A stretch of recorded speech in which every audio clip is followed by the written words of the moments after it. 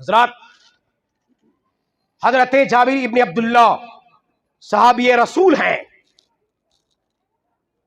آپ کے والد حضرت عبداللہ غزوہ احد میں شہید ہو گئے.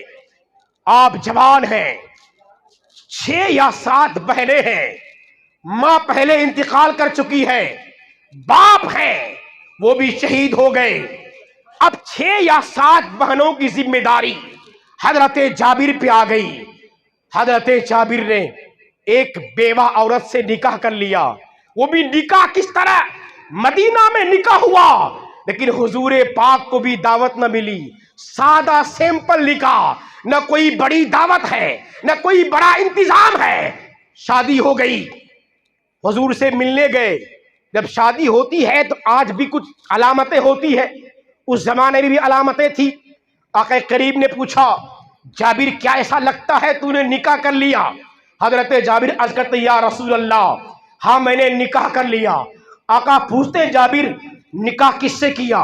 کماری عورت سے کیا یا بیوہ سے کیا؟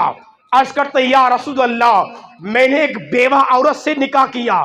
آقا کریم فرماتے ہیں جابر تو نوجوان ہے، حسین ہے، جسم میں طاقت ہے، آخر تم نے ایک بیوہ عورت کو کیوں منتخب کیا؟ تو نے کماری لڑکی سے نکاح کیوں نہیں کیا؟ وہ عرض کرتے یا رسول اللہ میرے والد غزوہ احد میں شہید ہو گئے. آپ کو معلوم ہے یا حبیب اللہ میرے کفالت میں میری 6 یا 7 بہنیں ہیں. اگر میں کسی کنواری نوعمر لڑکی کو لے کے آؤں تو یا حبیب اللہ وہ لڑکی غیر تجربہ کار ہوگی، وہ نئی نویلی دلہن بن کے آئے گی، اس کو تجربہ نہیں ہوگا تو میری 6-7 بہنوں کی تربیت کس طرح کرے گی؟ یا حبیب اللہ یہی سوچ کر میں نے بیوہ سے نکاح کیا. آقا فرماتے ہیں جابر تو نے بہت اچھا کام کیا ہے کہ تو نے اپنی بہن کا خیال رکھا ہے، تو نے اپنے آپ پر اپنی بہنوں کو ترجیح دیا ہے. نوجوانوں آج شادی ہو گئی، اسی دن سے بہن کو بھول گیا، بھائی کو بھول گیا. عام شکایتیں ہیں. ان صحابہ کو دیکھو ابھی شادی نہیں ہوئی ہے، اگر شادی بھی کرنے جا رہے ہیں ان کی نگاہ پہلے بہنوں کی طرف ہے، ان کی نگاہ بھائیوں کی طرف ہے کہ میں ایسی عورت کو بیاہ کر کے لاؤں جو ہماری بہنوں کی تربیت کر سکے. وہی حضرت جابر ہے. عرض کرتے یا حبیب اللہ نکاح تو ہو چکا، والد شہید ہو گئے، ایک میرا چھوٹا سا باغ ہے کھجور کا، میرے والد کے اوپر بہت سارا قرض ہے، سارے قرض والے مجھے تنگ کرتے ہیں. یا حبیب اللہ کھجور پکنے کا وقت ہو چکا ہے، آپ سے گزارش ہے آپ تشریف لے چلیں. اگر آپ جائیں گے تو قرض والے کچھ ہماری رعایت کریں گے، آپ کو دیکھ کر ہم سے ضد نہیں کریں گے. آقا کریم فرماتے ہیں جابر جا کھجور کے باغ میں جا، کھجوروں کو توڑ لے، ڈھیر لگا لے.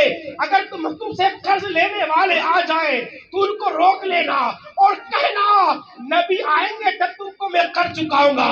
حضرت جابر گئے، باغ میں گئے، باغ کے کھجوروں کو توڑا، اکٹھا کیا، مصطفیٰ کی بارگاہ میں آئے، عرض کیا حبیب اللہ میں نے کھجوروں کے باغ سے کھجور توڑ لیا ہے، ڈھیر لگا لیا ہے، آقا تشریف لے چلے. آقا کریم تشریف لے گئے. جانے کے بعد کھجوروں کے ڈھیر کے چاروں طرف چکر لگایا. لگانے کے بعد آپ نے دعا کے لیے ہاتھ اٹھایا، دعا کیا، پھر فرمایا جابر جا مدینہ کی گلیوں میں اعلان کر دے کہ تیرے باپ کے پاس جو بھی قرض پاتا ہے وہ آ جائے اپنا قرض وصول کر لے. حضرت جابر کہتے ہیں میں مدینہ کی گلیوں میں گیا، اعلان کیا لوگوں میرے والد شہید ہو گئے ہیں، جس کا بھی قرض میرے والد پر ہے میرے باغیچے میں آ جائے، آج میں سب کا قرض چکا دوں گا. حضرات گرامی اعلان سننا تھا، سارے لوگ اپنی بوریاں لے کر آ رہے ہیں. آقا کریم تشریف فرما ہے. آقا فرماتے جابر آپ ایک ایک کو بلاتے جاؤ اور اس ڈھیر میں سے اس کے قرض چکاتے جاؤ. حضرت جابر کہتے ہیں ایک ایک دے بعد دیگرے لوگ آتے گئے، میں بوریاں بھرتا گیا، قرض چکاتا گیا، دیتا گیا، قرض چکاتا گیا، دیتا گیا. جتنے بھی قرض والے تھے سب کا میں نے قرض چکا دیا. آقا کریم کی دعا کی برکت سے اور آقا کے معجزہ سے ایک بھی کھجور کم نہ ہوئی، جتنی تھی اتنی کھجور پڑی کے پڑ گئے. یہ میرے مصطفیٰ کا معجزہ ہے. حضور کی دعا کی برکت ہے. مگر یاد رکھیے گا میرے حضور نے دل سے کب دعا کیا. میرے حضور ہر ایک پر شفیق ہے, میرے حضور امت پر سب پر رفیق ہے, سب پر رحیم ہے. مگر جب صحابی نے ایک دین کا جذبہ دکھایا تو آقا کریم نے ایسی دعا فرمائی کہ دنیا بھی سنور گئی اور آخرت بھی سنور گئی. دنیا میں والد کا قرض چکا دیا گیا اور آخرت میں صحابی رسول ہے. صحابی کا درجہ کیا پوچھنا, میرے عزیز کو عرض کرنا ہے. یہ وہ صحابہ کی زندگی ہے. اور ایک آخری بات عرض کر دوں, ایک صحابی حضرت جلیبیب ہے, وہ نبی کی بارگاہ میں اکثر آیا کرتے تھے. دکھنے میں کالا کلوٹا, کوئی خاندان نہیں تھا بڑا, نہ مال تھا, پھٹے پرانے کپڑے میں آتے, مصطفیٰ کی بارگاہ میں بیٹھتے. ایک دن آقا نے پوچھا جلیبیب کیا تو شادی نہیں کرے گا؟ خاموش رہا. پھر حضور نے دوسری بار پوچھا جلیبیب تو شادی نہیں کرے گا؟ خاموش رہا. پھر تیسری بار آقا نے پوچھا جلیبیب کیا تو نکاح نہیں کرے گا؟ عرض کیا حبیب اللہ میں آپ کے سامنے ہوں, میرا رنگ آپ کے سامنے, میری شکل آپ کے سامنے, نہ میرا کوئی اچھا گھر ہے, نہ بڑا خاندان ہے, نہ میرے پاس مال ہے. یا حبیب اللہ مجھے کون بیٹی دے گا, مجھ سے کون نکاح کرے گا؟ آقا کریم نے سنا, ارشاد فرمایا جلیبیب اگر میں تیری شادی کرا دوں تو کیا تو کر لے گا؟ کہو یا رسول اللہ آپ کا جو حکم ہے. آپ فرماتے ہیں جلیبیب جا, سامنے ایک انصاری کا گھر ہے, اس گھر میں جا, کھٹکھٹا دروازہ, جب گھر والا باہر آئے میرا سلام کر, اور سلام کہنے کے بعد پھر میرا پیغام دے کہ تو اپنی بیٹی کا نکاح مجھ سے کر دے. جلیبیب کہتے ہیں میں مسکرا کر آگے بڑھا, دروازہ کھٹکھٹایا, دروازہ کھلا, گھر کا مالک باہر آیا, میں نے سلام کیا. سلام کے بعد پھر میں نے عرض کیا کہ حضور نے آپ کو سلام کہا ہے. جب یہ سلام سنا اس کا دل مچل گیا, سلام مصطفیٰ نے کیا ہے, مسکرایا, دل مچل گیا. لیکن پھر کہا حضور نے کیوں بھیجا ہے سلام کہہ کے؟ آپ عرض کرتے ہیں حضور نے یہ کہا ہے کہ تو اپنی بیٹی کا نکاح مجھ سے کر دے. پہلے دل مچل گیا تھا, دل خوشی سے جھوم اٹھا تھا, دل جھوم رہا تھا, مگر جب یہ سنا چہرہ تھوڑا مرجھا گیا. مگر صحابی تھا, عرض کیا آپ رک جائیے, میں جاتا ہوں بیوی کے پاس, اس سے مشورہ کر لیتا ہوں, لڑکی کی ماں سے مشورہ کر لیتا ہوں. وہ گیا, سارا واقعہ بیان کیا. ماں نے کہا وہ جلیبیب دکھنے میں اچھا نہیں, نہ اس کے پاس اچھا گھر ہے, نہ مال ہے, اس سے میں اپنی بیٹی کا نکاح کس طرح کروں؟ معاملہ بڑا پیچیدہ ہے, ایک طرف حکم رسول ہے, ایک طرف بیٹی ہے, اب کس کو مانے؟ وہ لڑکی پردے سے ساری بات سن رہی تھی.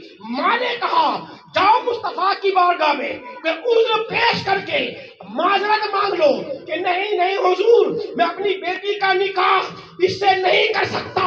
میں لڑکی سن رہی تھی, ساری بات سماعت کر رہی تھی. وہ لڑکی باہر آئی ماں کے پاس, عرض کرنے لگی میری والدہ, میرے والد, میں نے ساری بات سن لی ہے پردے میں رہ کر. اب میری گزارش یہ ہے اگر مصطفیٰ نے ان کو بھیجا ہے اور پیغام مصطفیٰ کا ہے, اگرچہ وہ کالا ہے, اگرچہ وہ کلوٹا ہے, اگرچہ وہ بدصورت ہے, اس کے پاس گھر نہیں ہے, اس کے پاس مال نہیں ہے, پر حکم ہے رسول کا, اور رسول ہر ایک کے روحانی باپ ہے. میرا دل یہ کہتا ہے کہ میرے مصطفیٰ کوئی مجھے برباد ہونے نہیں دیں گے, میرے آقا مجھے برباد ہونے نہیں دیں گے. چاہیے کہیے کہ میں اسی سے نکاح کرنے کے لیے تیار ہوں. اللہ اس سمجھ آپ خوشی سے جھومتا ہے باپ بیٹی کی بولی سن کر. مصطفیٰ کی بارگاہ میں جاتے ہیں, عرض کرتے یا حبیب اللہ جو آپ کا حکم ہے وہ سر آنکھوں پر ہے. یا حبیب اللہ میری بیٹی نکاح کرنے کے لیے تیار ہے. حضرات گرامی مجلس نکاح منعقد ہوا, نکاح ہو گیا. آقا کریم نے دعا کر دی مولا جلیبیب کے اس نکاح میں اور اس کے مال میں, اس کی اولاد میں برکتیں نازل فرما. دعا کرنا تھا. مدینہ کے لوگ گواہ ہیں قسم خدا کی. اس دعا کا نتیجہ یہ ہوا کہ وہ غریب تھا امیر بن گیا, لا اولاد تھا اور صاحب اولاد بن گیا, اور اتنا مال ملا. صحابہ کہتے ہیں کہ جب صدقات و خیرات کی باری آتی حضور کے وصال کے بعد تو سب سے زیادہ اگر صدقات و خیرات ہوتا تھا تو وہ جلیبیب کے گھر سے آیا کرتا تھا. میرے عزیزوں, عرض کرنا یہ ہے کہ جو حکم رسول پہ سر جھکا دیتا ہے, مصطفیٰ جان رحمت کے حکم کے سامنے اپنے آپ کو جھکا لیتا ہے, اللہ تعالیٰ خیر و برکت کا نزول عطا فرماتا ہے. حضرات, یہ وہ صحابہ کی زندگی ہے, یہ وہ صحابیات کی زندگی ہے جنہوں نے اللہ اس کے رسول کے سامنے اپنے خواہشات کو کچل دیا ہے تو رب قدیم نے ان کی دنیا بھی سنوار دی ہے, اور اللہ تعالیٰ آخرت بھی انہیں سنوار دے گا. اس لیے میرے سنی بھائیوں, کوئی بھی قدم بڑھائیے, بیٹا کی شادی ہو یا بیٹی کی شادی ہو, سب سے پہلے ہمارے سامنے آخرت ہونی چاہیے. آخرت ہونی چاہیے, اخروی زندگی ہونی چاہیے. دنیاوی زندگی گزارا کے لائق ہے تو ٹھیک ہے, لیکن اخروی زندگی جس سے بنتی ہے وہ ہمارے سامنے ہونی چاہیے. اس لیے کہ جہاں ماں باپ کی ذمہ داری ہے اس جسم کو پالنا, اولاد کو کھلانا, کپڑا دینا, وہی ماں باپ کی ذمہ داری یہ بھی ہے کہ اس کے لیے روحانی پرورش کرے, یعنی اس کو نمازی بنائے, اچھا مؤدب بنائے, اور جب شادی کرائے تو ایسی لڑکی سے کرائے جس سے اس کی آنے والی زندگی کامیاب زندگی بنے. یہی شریف بھائی ہے, ان کا بڑا لڑکا وسیم ہے. قسم میں دیکھتا ہوں جوان کو تو کبھی دل خوش ہو جاتا, چہرہ سنت رسول سے مزین ہے. پتہ نہیں شادی سے پہلے رکھا کے بعد میں رکھا ہے, مگر چہرہ سنت رسول ہے. ہر جمعہ پابندی سے نماز پڑھتا ہے, جب بھی ملتا ہے ادب سے ملتا ہے. حضور, آج ہم اپنی اولاد کو تحفے میں گاڑی دیتے ہیں, گھر دیتے ہیں, مگر مصطفیٰ کیا کہتے ہیں سنیے, ترمذی شریف کی حدیث ہے. آقا فرماتے ہیں ما نحل والد ولد افضل من نحل افضل من ادب حسن. حضور فرماتے ہیں ایک باپ اپنی اولاد کو گفٹ دیتا ہے, تحفہ دیتا ہے, تو سب سے بڑا تحفہ ہے وہ اچھا ادب. اچھا ادب, جب اولاد مؤدب ہوگی, آپ کا فرما بردار ہوگی, دنیا میں آپ کے نام کو روشن کرے گی, آپ کو ذلیل نہیں کرے گی. ان کے بڑے بیٹے کو دیکھتا ہوں, ان کا ادب دیکھتا ہوں, ملنے کا طریقہ دیکھتا ہوں, قسم خدا کی ایسا لگتا ہے. اور شاید اتنی ملاقات نہیں ہے, مگر وسیم جن کا بڑا لڑکا, ان سے میری ملاقات ہے, ملنا جلنا ہوتا ہے. ان کے جمعہ میں نماز پڑھنے کو اور وقت میں بھی دیکھتا ہوں, ملنے کے سلیقے کو دیکھتا ہوں, تو ایسا لگتا ہے کہ واقعی اس بندے کے اندر ادب ہے, دین ہے, دینی سوچ ہے, اور دین سے ڈرنے کا ایک امنگ ہے.